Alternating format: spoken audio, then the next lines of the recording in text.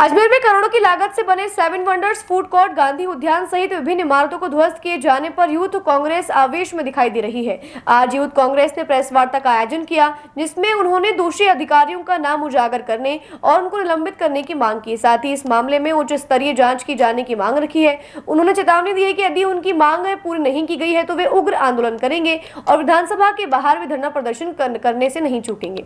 अजमेर के अंदर 10 तारीख को परसों जिस तरीके के कृत्य आप सब लोगों के सामने आया, मीडिया के माध्यम से अजमेर की जनता ने भी देखा कि रातों रात सडनली शाम को 5 बजे के आसपास अजमेर का प्रशासन आता है और 7 वंडर्स के ऊपर, फूड कोर्ट के ऊपर ताला लगा के जनता को बाहर निकाल के और तोड़ने की जो प्रक्रिया है उसको प्रारंभ करता है। जैसे यूथ कांग्रेस को पता चलता है कि इस तरीके के अजमेर के अंदर करोड़ों रुपए की लागत से जो सौंदर्यकरण के लिए जो भी यहाँ पे भवन निर्माण हुए थे, जो भी यहाँ पे चीज़ें बनी थी, जब यूथ कांग्रेस को पता चलता है, हम यूथ कांग्रेस वहाँ पे गए, यूथ कांग्रेस के पूरे साथी वहाँ पर गए, पदाधिकारी गए। हमको अंदर गजेंद्र सिंह जी वहाँ पर थे, एडीएम सिटी वहाँ पर पहुँचे हुए थे। हम उनसे मुलाकात करना चाह रहे थे पर हमको मिलने नहीं दिया गया। यूथ कांग्रेस ने वहाँ पर पुरजोर विरोध करा, प्रदर्शन करा।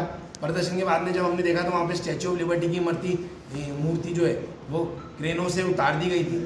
तो यूथ कांग्रेस की मांग है, आज तीसरा दिन है, यूथ कांग्रेस पिछले 3 दिन से लगातार इस मांग है हमारी और इस मुद्दे पे लगातार यूथ कांग्रेस अड़ंग होकर अड़ी हुई है कि अजमेर शहर के अंदर 2015-16 के आसपास पहले अजमेर के अंदर आना सागर के लिए लगभग 20 से 25 करोड़ रुपए का फंड पारित होता है, जिसके अंदर आना सागर के आसपास के सभी एरियो के अंदर जेसीबीओं से, क्रेनों से मिट्टी निकाली जाती है, जिससे कि आना सागर की जो भराव क्षमता है उसको बरकरार रखी जाए। और अजमेर के अंदर जो भी पिछले साल ही अभी बाढ़ की जो हालात आई, वो बाढ़ की हालात जो है दोबारा नहीं आ पाए, उसको देखते हुए अजमेर के अंदर 20 से 25 करोड़ रुपए खर्च करे गए अजमेर के अंदर 2015 से 2016 के बीच में।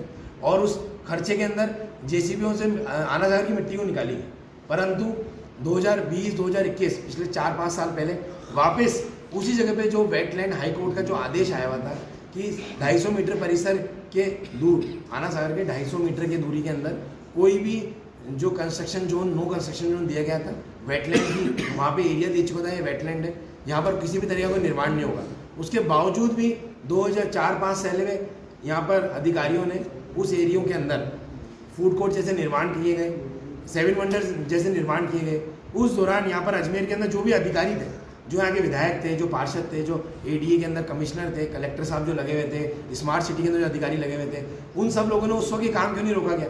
और उस वक्त जब जो अजमेर के अंदर 80 करोड़ रुपए की लागत से तो ये 5 निर्माण किए गए अजमेर के अंदर, पटेल मैदान स्टेडियम के अंदर जो कॉम्प्लेक्स बना है वो, फूड कोर्ट, लव कुश गार्डन में फूड कोर्ट बनाया गया है वो, 7 वंडर्स, एक कोटला के अंदर महात्मा गांधी का जो उद्यान बनाया है वो, और पाथवे, पूरा आना सागर के चारों तरफ जो पाथवे 81 करोड़ रुपए का फंड पारित करके ये निर्माण किए गए।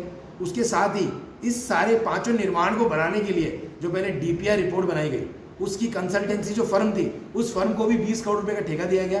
20 करोड़ रुपए की लागत से उसने सारे प्रोजेक्ट बनाए गए। कम से कम 101 करोड़ रुपए की लागत से अजमेर की जनता का जो टैक्स की कमाई थी, जो गाड़ी कमाई थी, उस जनता के पैसा को यहीं भी नो कंस्ट्रक्शन जोन के अंदर लगाया गया। तो युवा कांग्रेस ये मांग करती है, जिस दौरान ये सब कंस्ट्रक्शन हो रहा था, ये एक दिन के अंदर तो बन के आया नहीं, जब इसको बनने के अंदर कम से कम 3-4-5 साल लगे, तब उस टाइम पे किसी भी अधिकारी ने उस वक्त इसको काम को रुकवाया क्यों नहीं? उस टाइम पे एनजीटी को किसी ने क्यों नहीं पूछा गया? उस वक्त एनजीटी के जो आदेश थे उसकी पालना क्यों नहीं की गई? तो जिस तरीके की जो भी घटना कृत्य हुआ गया अजमेर के अंदर, तो अजमेर के अंदर इस घटना पे युवा कांग्रेस किसी भी तरीके से बर्दाश्त नहीं करेगी। युवा कांग्रेस सड़कों पे उतरेगी। आज तीसरा दिन है, 3 दिन तक लगातार युवा कांग्रेस सड़कों पे उतर के प्रदर्शन कर रही है।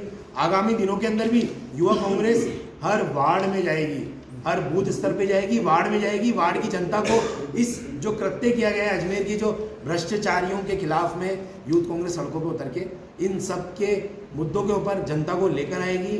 और अगर हमारी ये जो मांग है, आज हमने 7 मांगे हमने यहाँ पर रखी गई है। पहली मांग ये है, जो भी में शामिल थे उन अधिकारियों का नाम उजागर हो। राजस्थान सरकार के मुख्यमंत्री जी से हमारा ये निवेदन है, हम मीडिया के माध्यम से उनसे निवेदन करते हैं, मांग करते हैं कि उन सभी अधिकारियों का नाम उजागर हो। सबसे पहले उन अधिकारियों को निलंबित किया जाए। निलंबित करने के साथ ही उनकी जो तनख्वाह है, उनका जो वेतन है, उसको होल्ड किया जाए, क्योंकि ये जो टूट रहा है, जो तोड़ने की कार्रवाई शुरू कर दी गई है, उस तोड़ने की जो राशि है, लागत राशि, वो लागत राशि कहाँ से आएगी? उस लागत राशि की भरपाई कौन करेगा? 101 करोड़ रुपए छोटा अमाउंट नहीं है। उसकी भरपाई कौन करेगा? उस भरपाई के लिए वो जितने भी अधिकारी हैं, भ्रष्ट अधिकारी हैं, उनको निलंबित करते हुए उनकी वेतन से इस राशि को वसूला जाए। साथ ही उच्च स्तरीय जांच कमेटी को बिठाया जाए, जांच कमेटी गठित हो और गठित के साथ साथ में जो भी दोषी अधिकारी हैं उन पर सख्त से सख्त कार्रवाई हो जाए। ये यूथ कांग्रेस की मांग है। अगर हमारी मांग को पूरा नहीं किया गया तो आने वाले दिनों के अंदर लगातार यूथ कांग्रेस सड़कों पर उतरेगी। जैसे कि हमारे यूथ कांग्रेस के मेरे बड़े भाई हैं, उन्होंने जो बात कही कि यूथ कांग्रेस विधानसभा तक पहुंचेगी। अजमेर में प्रदर्शन के बाद में यूथ कांग्रेस विधानसभा तक भी पहुंचेगी, लाठियां भी खाएगी, पर जब तक उन अधिकारियों को, उन दोषियों को जब तक वो निलंबित नहीं होंगे, उनके खिलाफ जांच कमेटी नहीं बैठेगी, उनको सजा नहीं होगी, तब तक यूथ कांग्रेस हार नहीं मानेगी। ये भाई मोहित मल्होत्रा जी ने आज ये प्रेस कॉन्फ्रेंस बुलाई है और विशेष रूप से जो अजमेर स्मार्ट सिटी के लिए, इसके लिए जो एनजीटी का आदेश आया है उसको लेकर के अभी तोड़फोड़ की कार्रवाई कर रही है। तो मैं आपके माध्यम से, आप सबको पता है और अजमेर वासियों को भी पता है कि किस तरह से आनन फानन में आना सागर की जो परिधि के अंदर 200-250 मीटर की परिधि में निर्माण हुए और उस समय भी यहाँ के विधायक महोदय हमारे भारतीय जनता पार्टी के थे। आज भी राजस्थान के अंदर सरकार भारतीय जनता पार्टी की है और विशेष रूप से हमारे माननीय विधानसभा के अध्यक्ष जी जो हमारे उत्तर विधानसभा के हैं, मैं उनसे भी मांग करता हूं कि आखिर जो प्रशासन के अधिकारी हैं उनकी तानाशाही और उनकी दादागिरी देखिए कि क्यों तो ये 7 वंडर्स वगैरह बनाए गए, जब हाईकोर्ट का आदेश है, एनजीटी का आदेश है, पहले से पता है कि आना सागर की जो 250 मीटर की परिधि में 9 कंस्ट्रक्शन जोन है, तो इसके बावजूद इनका पहले निर्माण किया गया, तो किन अधिकारियों की लापरवाही रही। तो मैं उनसे मांग करता हूं कि क्योंकि आज सरकार उनकी है तो ऐसे अधिकारियों के खिलाफ तुरंत प्रभाव से कार्रवाई होनी चाहिए। और जो प्रशासन के अधिकारी, चाहे वो किसी भी स्तर का बड़ा अधिकारी क्यों न हो, स्मार्ट सिटी के नाम पर जो करोड़ों रुपए जनता का वेस्ट गया है उसका जिम्मेदार कौन है, उसकी भी सार्वजनिक आम जनता के सामने आना चाहिए। और जो युवक कांग्रेस के हमारे साथियों ने बात उठाई है, ये बिल्कुल सही है कि आज अजमेर की जनता अपने आप को ठगा सा महसूस कर रही है कि फूड कोर्ट, 7 वंडर्स और ऐसे बहुत सी सरकारी इमारतें जिनमें करोड़ों रुपए की लागत से स्मार्ट सिटी के पैसों की बर्बादी की गई और अब एनजीटी के आदेश पे इनको तोड़ा जा रहा है। तो आखिर किस तरह से जनता अपने आप को ठगा सा महसूस कर रही है। और मैं तो मांग करता हूँ हमारे निगम के भी जो अधिकारी हैं और जो भ्रष्ट अधिकारी है, तानाशाही है अधिकारियों की, और अजमेर में विशेष रूप से मुझे ये बड़े दुख के साथ कहना पड़ रहा है कि यहाँ के जितने हमारे बड़े जनप्रतिनिधि हैं वो आखिर ऐसे चुपचाप देखते रहेंगे तो जनता के पैसों की बर्बादी होगी। और इसको हम यूथ कांग्रेस के साथी और मैन कांग्रेस पार्टी, हम सब लोग कोई भी सहन नहीं करता। हमारे निगम के अंदर भी हमने कई बार डिमांड उठाई थी, हम पार्षद होने के नाते, कि जनता के पैसों का दुरुपयोग हो रहा है, स्मार्ट सिटी में पैसों का दुरुपयोग हो रहा है और वास्तव में केवल सरकारी इमारतें बनाई गई स्मार्ट सिटी के पैसे में।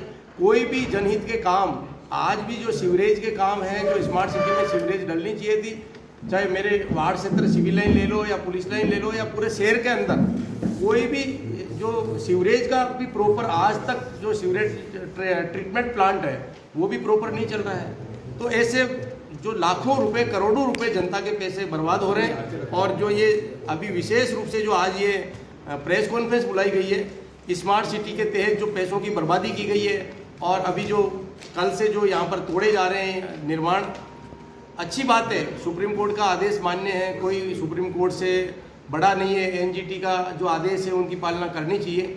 लेकिन आखिर कौन अधिकारी दोषी है इस सारे पैसा लगाने में, जो पैसों की बर्बादी हुई है उसका जिम्मेदार कौन है?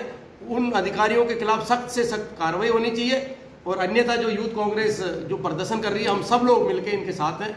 भाई मोहित मल्होत्रा जी ने वास्तव में ये जनता से जुड़ा हुआ मुद्दा उठाया है और आप सब लोग जो हमारे मीडिया के बंधु भी, आप भी जागरूक लोग हैं। वास्तव में जनता, अजमेर की जनता अपने आप को बहुत ठगा सा महसूस कर रही है कि किस तरह से तमाशा यहाँ के प्रशासनिक अधिकारी कर रहे हैं, चाहे वो इसमें निगम के अधिकारी हो, चाहे एडीए के अधिकारी हो या स्मार्ट सिटी के अधिकारी हो। किसी भी सूरत में अधिकारियों की तानाशाही नहीं चलने देंगे। हम सब लोग मिलके, जो हमारे युवा है, हम मिलके जो इनकी बेईमानी है उनको उजागर करेंगे।